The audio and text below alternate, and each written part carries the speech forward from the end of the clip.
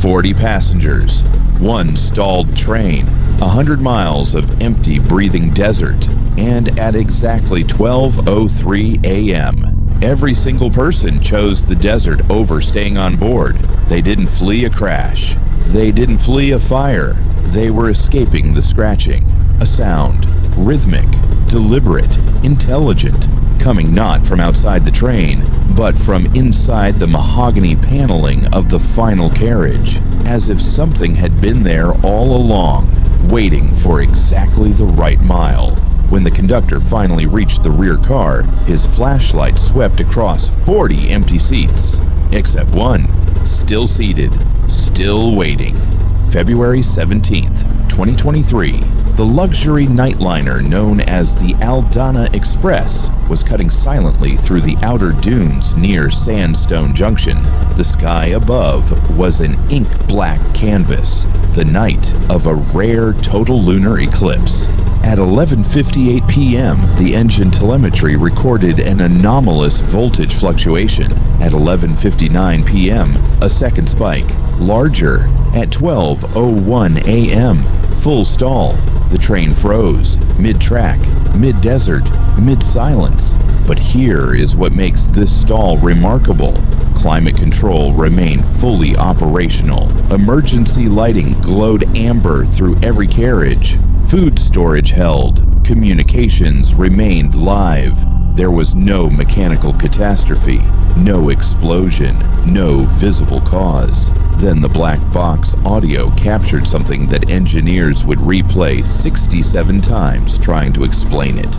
Not screaming, not chaos, synchronized movement, 40 passengers rising to their feet at the exact same moment.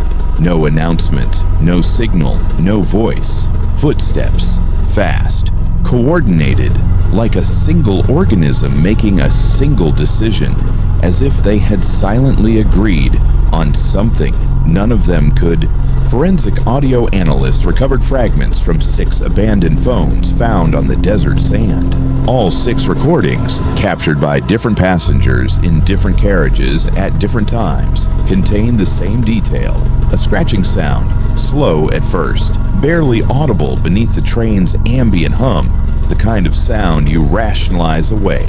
Wood expanding in cold air, a loose panel vibrating at speed. Then it changed. It became rhythmic, measured, almost deliberate, like something testing the integrity of the structure from the inside.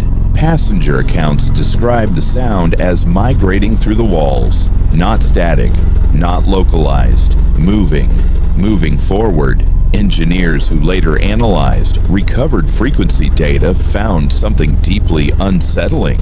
The scratching vibration matched the precise mechanical resonance of the train itself. Same frequency, same harmonic signature, as if something had studied the train's natural hum and learned to wear it like a mask.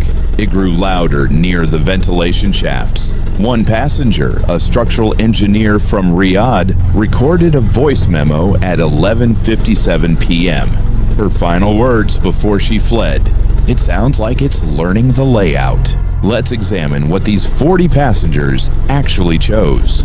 Outside the train, 100 miles of open desert, night temperatures approaching freezing, 0 water sources within walking distance, no cellular reception, no roads, no light on the horizon. Inside the train, functioning climate control, emergency food storage, first aid supplies, fully charged communication terminals, light. They chose the desert. Thermal drone footage captured hours later shows all 40 passengers walking, not running, in the same direction. Luggage abandoned, water bottles left behind, warm coats still on the overhead racks. Survival instinct didn't send them into the desert. Something deeper did, something older than rational thought, because whatever was in the rear carriage was moving forward, carriage by carriage, door by door, patient, methodical, closing the distance. The official passenger manifest listed 40 names, 40 ticketed passengers, 40 verified boarding records, Thermal imaging captured before the stall detected 41 heat signatures aboard the train. One extra, stationary, located inside the final private suite, known among rail staff as the Ghost Berth. The Ghost Berth had been booked under a name that matched no government-issued ID in any database. The booking was made in cash through a third-party terminal that was later found dismantled in a Jeddah parking garage. The suite had been locked from the inside since the moment of departure. The conductor's log, recovered from his personal tablet, contains a final entry. Rear passenger unresponsive, has not requested service. Shadow not behaving correctly. At 11:59 p.m., he attempted contact. 3 knocks. No response. At 12:01 a.m., the engine stalled. At 12:02 a.m., the scratching began directly behind the Ghost Berth's door. Behavioral psychologists studying this event have coined a term for what happened aboard the Al-Dahna Express: the predator-prey gap. The theory is this: when a prey organism believes, even without visual confirmation, that a predator is sharing a confined space, all rational survival mathematics collapse. The open wilderness, despite its objective lethality, registers in the limbic brain as safer because the predator is not there. The passengers didn't see anything. None of the recovered testimony describes a visible creature, a figure, or a face. They heard a sound, and the sound was enough, because something in the sound communicated one unmistakable message: I am learning where you are. The black box captured one final interior sound before total silence swallowed the train. A door unlocking from the inside. Authorities boarded the Al-Dahna Express at 5:47 a.m. the following morning. First light. Full hazmat protocol. Every seat was empty. No bodies. No signs of struggle. No blood. Except in the final carriage. The interior walls of the Ghost Berth suite were coated in a thin translucent residue. Not oil. Not chemical condensation. Not any known biological secretion. The forensic report classified it in a category that does not officially exist: non-human organic compound. Origin unclassified. The final seat held a visible indentation. The cushion was warm to the touch, a warmth that persisted for 3 hours after the train was first boarded, despite the desert morning chill. The seat was warm, but no one was there. The Al-Dahna Express now sits inside a restricted rail yard on the western edge of the Nafud. No official decommissioning date has been announced. No public access has been permitted.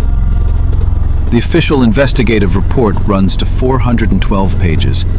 The identity of the occupant of seat 41, the Ghost Berth passenger, is redacted in full, not blurred, not summarized, physically removed from every archived copy. One forensic photograph leaked anonymously to a private investigative forum in early 2024. The image shows the mahogany wall panel adjacent to seat 41. On its surface, scratch marks, perfectly spaced, perfectly uniform, like tally marks, 40 of them, and one final line, unfinished. The desert claimed 40 souls that night, but the train didn't arrive empty. It arrived fed.